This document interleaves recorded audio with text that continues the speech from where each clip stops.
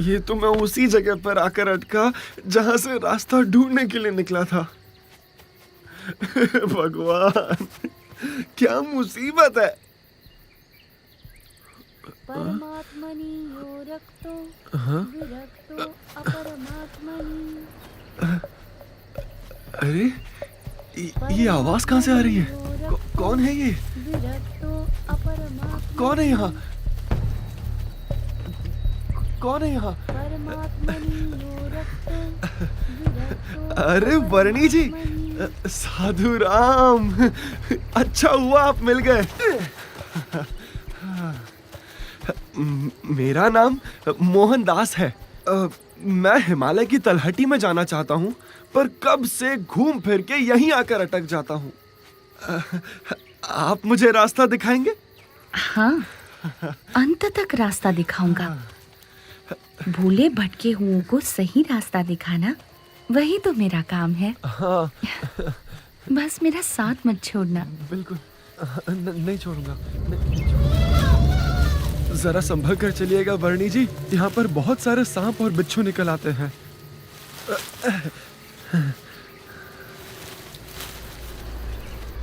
शिकारी पशुओं की तो भरमार है यहाँ, कहीं से भी सामने आ सकते हैं। बहुत ध्यान रखिएगा। इसमें थोड़ी भिक्षा दे दीजिए। धन्यवाद भैया। धन्यवाद। आज तो वर्णी जी के लिए बहुत बढ़िया भोजन बनाऊंगा। प्रभु जी उतारे भाव पार मेरे। बोलो कर ले भजन लगातार मनवा, ओ आत्म उद्धार मनवा, प्रभु जी उतारे भाव पार। वर्णी जी सो गए, मैं भी जरा आराम कर लेता हूँ। लाइए मैं आपको स्नान करा देता हूँ वर्णी जी। नहाइए। आपकी सेवा करने से ऐसा आनंद मिलता है जैसा भगवान की सेवा करने से मिलता है।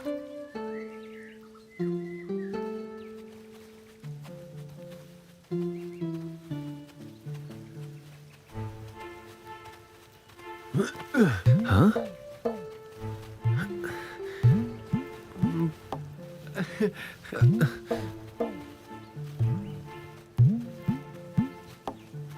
ये कमंडलू बहुत सुंदर है। क्या मैं इसे संभाल कर रखूं? हाँ, रख लो। ठीक है, धन्यवाद प्रभु। मोहनदास जी, आप सब कुछ त्याग कर साधु किस लिए बन गए हो? प्रभु प्राप्ति के लिए, मोक्ष पाने के लिए। भर्तृहरि और गोपीचंद दोनों बड़े राजा थे। हाँ थे। अपने समग्र साम्राज्यों को त्याग कर वे मोक्ष पाने के लिए निकल पड़े थे, और अपनी झोलियों को टांगने के लिए एक छोटी सी खूंटी के लिए लड़ पड़े थे। लो बोलो। इसकी रचना बहुत सुंदर है।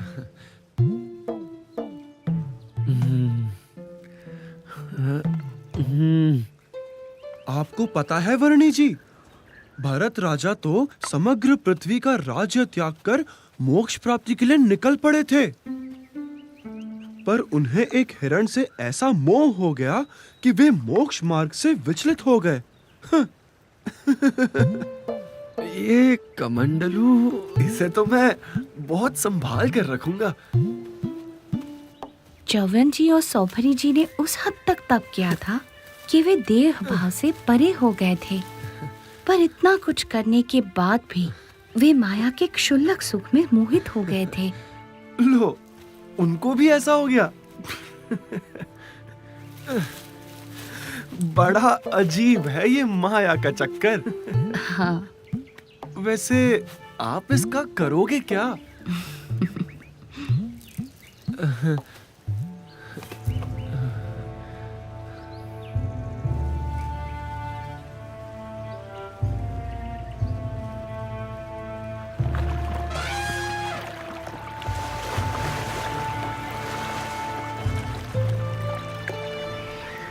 मेरा प्यारा प्यारा कमंडल, इसमें पानी पीने का मजा ही कुछ और आएगा। इसे संभाल कर रखता हूँ, क्योंकि प्राण जाए पर कमंडलू ना जाए। ये कमंडलू मुझे दे दीजिए। हाँ हाँ, जरूर, लीजिए। यहाँ से नदी पार कर लेते हैं।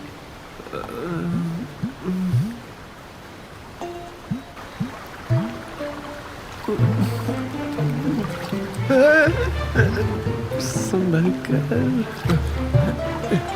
संभल कर।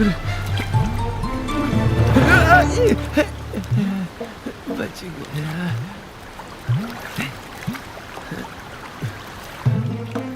जरा ध्यान से प्रभु, गिरा मत देना। कमंडलू संभाल लेना।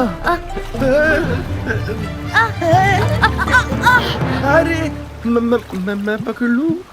अरे मेरा कमंडलू टूट ना जाए, संभालिएगा। अरे संभल कर, क्या कर रहे हो? बच गया। संभल कर, अरे संभल कर, संभालिएगा। मैं नहीं गिरूंगा, चिंता मत कीजिए। अरे कहीं कमंडलू ना गिर जाए, टूट ना जाए। हाँ हाँ, ध्यान रखूंगा और आपके कमंडलू को भी कुछ नहीं होने दूंगा। मैं पकड़ लूं? हे भगवान, बच गया मेरा कमंडलू। वर्णी जी, आप इसका क्या करोगे? दे दो मुझे, कितना प्यारा है। मोहनदास जी, लाइए, मुझे दीजिए।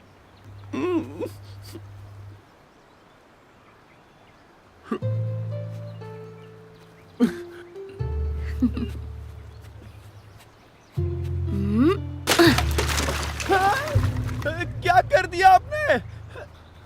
अरे क्या? सत्यानाश! इतना सुंदर कमंडलू तोड़ दिया आपने। हाँ, क्योंकि साधु सन्यासी का सत्यानाश तो तब हो जाता है जब उसकी वृत्ति परमात्मा से छूटकर कोई भी छोटी बड़ी माइक वस्तु में लग जाती है। जिसको पाने के लिए सब कुछ छोड़ दिया हो, उस परमात्मा के सिवा और कहीं भी लगाव हो जाए तो साधु जीवन का सत्यानाश। सही कहा आपने नीलकंठ वर्णी। मैं भी भगवान के भजन छोड़कर इस तुच्छ कमंडलू के गीत गाने लगा था। मेरा तो स्वभाव ही ऐसा है, कहीं ना कहीं लगाव हो ही जाता है। तो मेरा मोक्ष कैसे होगा? निराशा से निराकरण नहीं होता, आशा रखिए मोहनदास जी।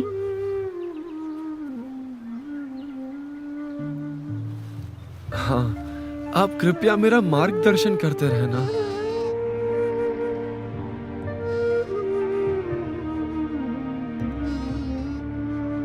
मैं बहुत खुश हूँ नीलकंठ वर्णी जी।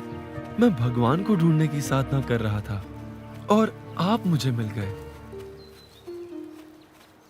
कर ले भजन लगातार मनवा, हो आत्म उद्धार। अब बहुत भूख लगी है, मैं भी ये फल खा लेता हूँ। ये फल जहरीले हैं, आप मत खाना।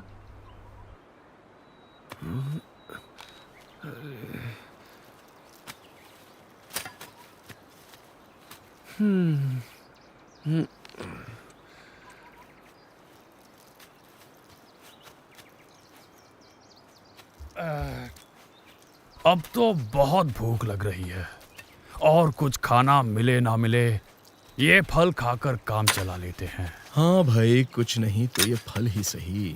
अरे ये फल मत खाइए, ये जहरीले हैं। हाँ, तुम्हें कैसे पता? इन्होंने बताया। हाँ?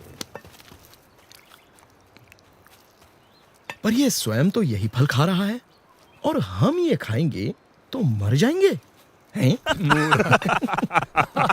ऐसी अर्थहीन बातें करने वाला कौन है ये? ये महापुरुष हैं। इनकी बात मानने में भलाई है। ये बच्चा महापुरुष। यदि ये महापुरुष है तो हम तो अति महापुरुष हैं। अरे ये स्वयं भगवान है। वे जो करते हैं वो करने में नहीं, पर वे जो कहते हैं वो करने में ही हमारी भलाई है। समझो। तुझे भूखा रहना है तो रहे, हम तो ये फल खाएंगे। चलो महापुरुषों, ये फल खाओ और भूख मिटाओ। लाओ भाई।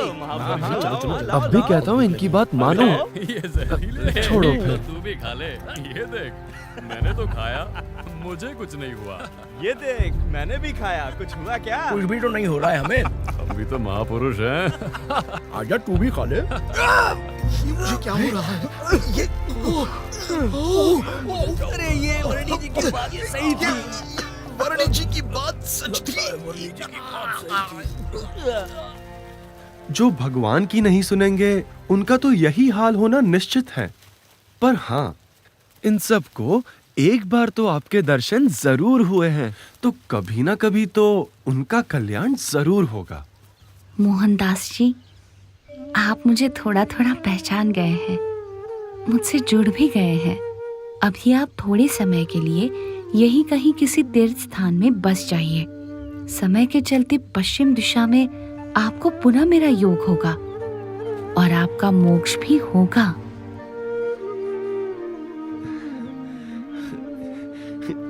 ठीक है वर्णी जी, जैसा आप उचित समझे। मुझ पर अपने आशीर्वाद बनाए रखिएगा। प्रणाम।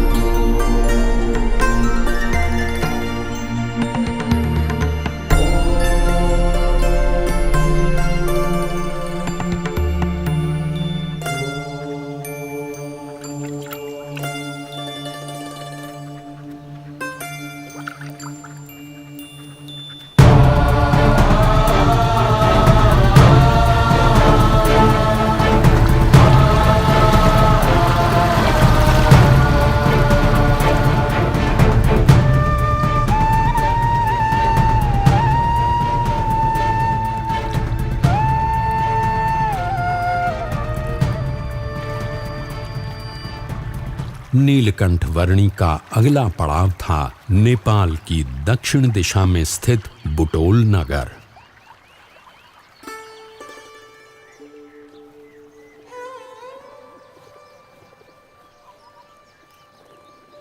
सबका न्याय करने वाले तो भगवान हैं। वही हैं जो सभी जीवों के कर्मों के अनुसार उन्हें फल देते हैं। राजा होते हुए आप जो न्याय करते हैं वो तो एक निमित्त मात्र है।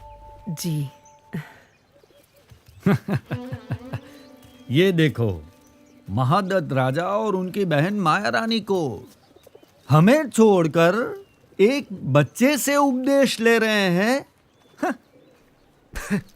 और ये बच्चा ऐसे राजा रानी को उपदेश भी क्या देता होगा? इस तरह परमात्मा को साक्षी मानकर कार्य करोगे तो राजधर्म का पालन भी होगा और आत्म कल्याण भी होगा। जी नीलकंठवर्णी।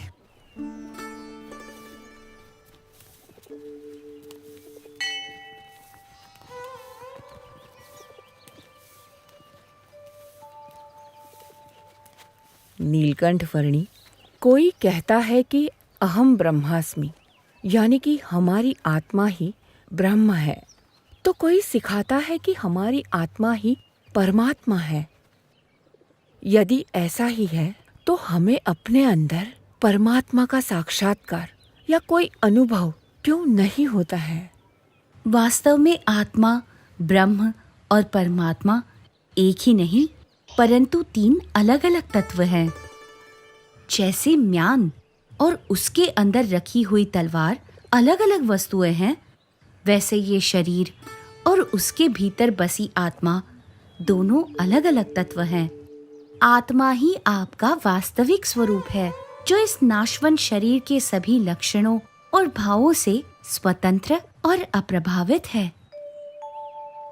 आत्मा यानी जीव से परे ईश्वर तत्व है, ईश्वर से परे माया है और माया से परे ब्रह्म तत्व है, और इन सब से परे एक तत्व है सर्वोपरि परब्रह्म परमात्मा।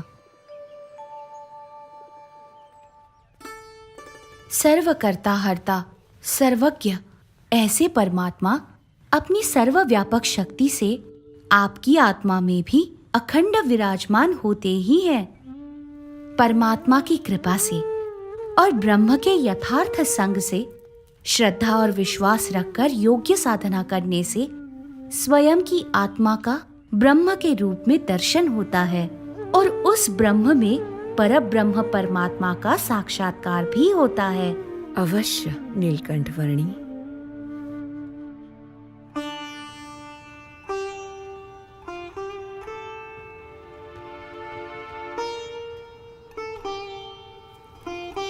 हमारे राजा महादत्त और उनकी बहन माया रानी, इन दोनों को नीलकंठवर्णी के प्रति कुछ असाधारण सा भक्ति भाव है। हाँ, तभी तो वे जब जब नीलकंठवर्णी जी हमारे बुटोल नगर से बिना बताए विदा हो जाते हैं, तब तब हर बार किसी भी प्रकार से उन्हें ढूंढकर वापस ले आते हैं। हाँ, देखना, अब तो नीलकंठवर्णी जी जन्माष्टमी का उत्सव भी यहीं मनाएंगे और हम सब के प्रेम के बंधन में बंधकर हमेशा के लिए यहीं बस जाएंगे।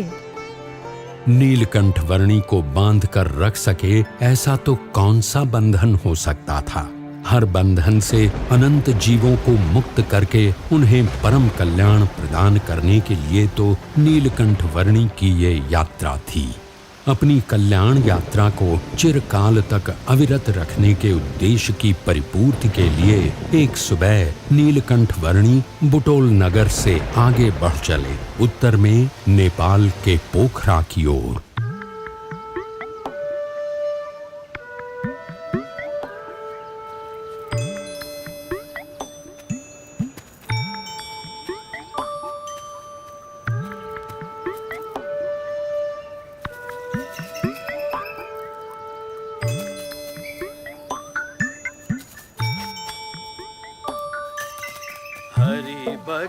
हरि भजो भजो हरि नाम, जप लो निरंतर हरि हरि नाम। प्रभु के भजन सा है नहीं कोई दाम, ऐ मन सुमिरन कर पाले हरि का धाम। हरि भजो भजो भजो हरि नाम, जप लो निरंतर हरि हरि नाम। भज लो निरंतर प्रभु जी का नाम।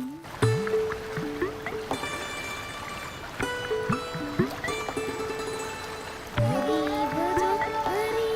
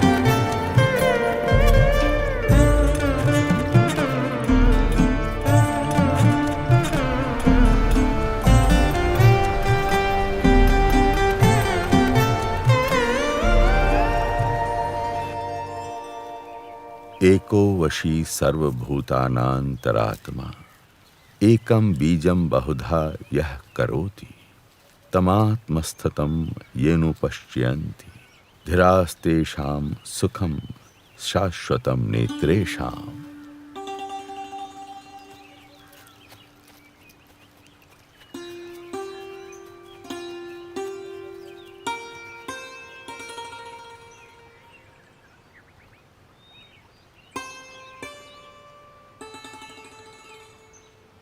अष्टांग योग सिद्ध करने से भी जो आज तक नहीं हुई, ऐसी परिपूर्णता की अनुभूति आपकी उपस्थिति से हो गई। बहुत प्रतीक्षा करवाई आपने, बहुत प्रतीक्षा करवाई। गोपाल योगी जी, हाँ,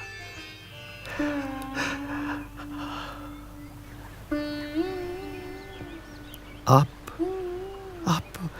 मेरे साथ मेरे आश्रम में ही रह जाइए प्रभु। आप जैसे निर्मल अंतर के मुमुक्षु के साथ रहने के लिए और आपसे अष्टांग योग की शिक्षा पाने के लिए ही तो मैं यहाँ आया हूँ।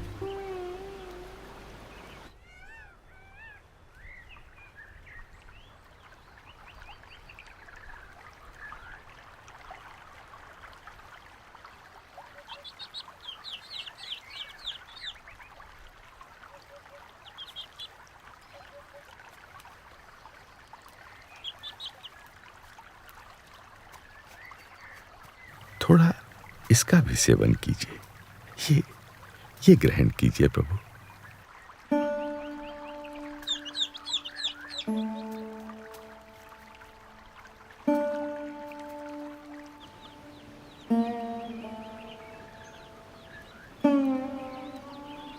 सर्वप्रथम कुछ ग्रंथों के अभ्यास से आपका प्रशिक्षण आरंभ होगा।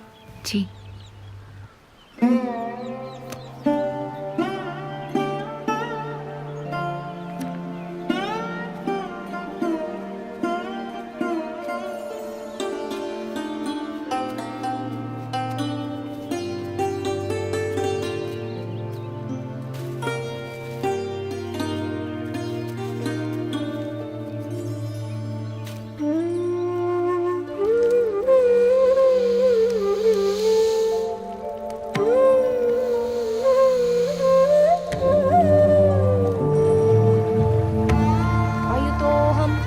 अयुतो मे आत्मा, अयुतम चक्षुः, अयुतम मे श्रोत्रम, अयुतो मे प्राणः।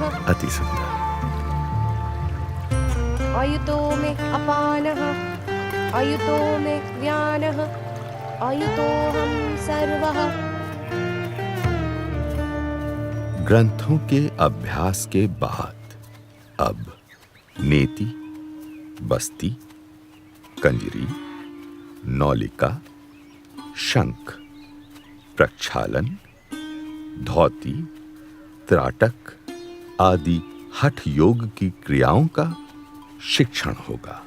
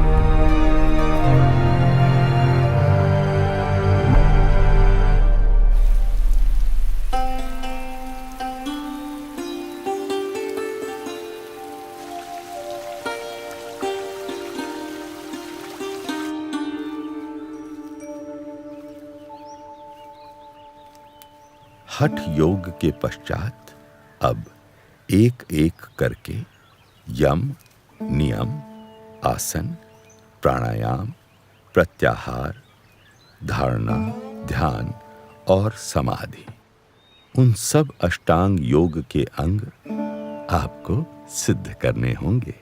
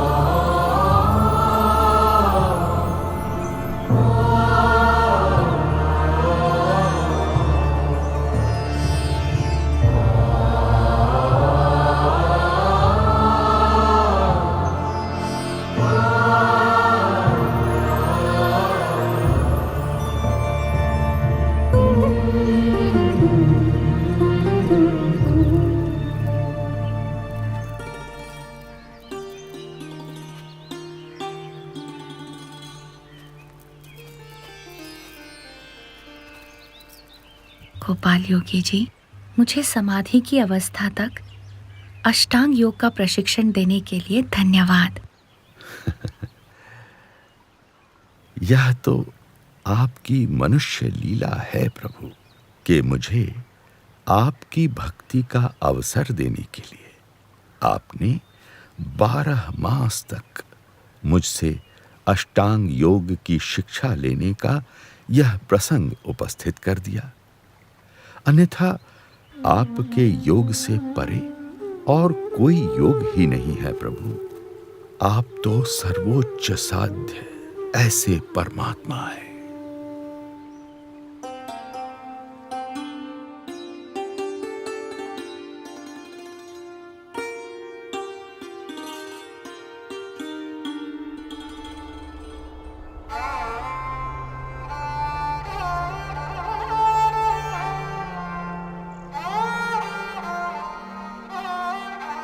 अष्टांग योग सिद्ध करने के पश्चात भी मेरी साधना में जो अभाव रह गया हो वह दूर हो जाए, ऐसा मार्गदर्शन मुझे दीजिए प्रभु।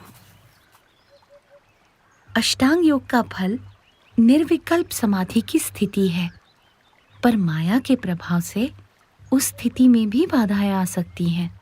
इसीलिए निर्बाध और परम कल्याण के लिए परमात्मा की कृपा से ब्रह्म के साथ अपने आत्मा की एकता करके शुद्ध गुणातीत ब्राह्मी स्थिति को प्राप्त करके परब्रह्म की भक्ति करना अति आवश्यक है।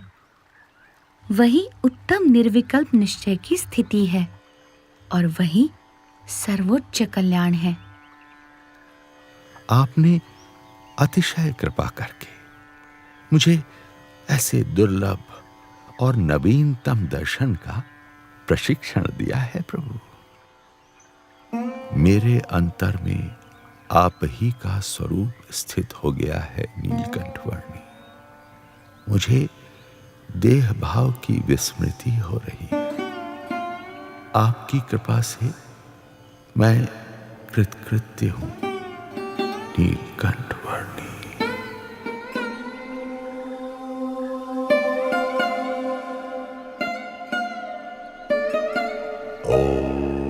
स्वतः अष्टांग योग सिद्ध कर लेने के पश्चात भी गोपाल योगी जी के लिए जो कुछ अपूर्ण रह गया था उसे वे नीलकंठ वर्णी के योग से प्राप्त कर पाए और परम कल्याण के मार्ग पर प्रयाण कर पाए।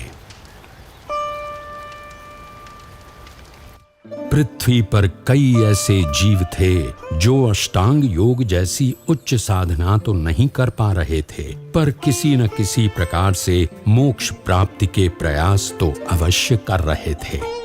नीलकंठ वर्णी चाहते थे कि हरेक जीव आत्यंतिक मोक्ष की परिभाषा से अवगत हो और परम कल्याण को प्राप्त हो। इसी उद्देश्य की पूर्ति के लिए पश्चिम दिशा में जाकर बसने के संकल्प के साथ नीलकंठ वर्णी बढ़ चले अपनी अनंत कल्याण यात्रा के अगले पड़ाव पोखरा से होते हुए काठमांडू की ओर।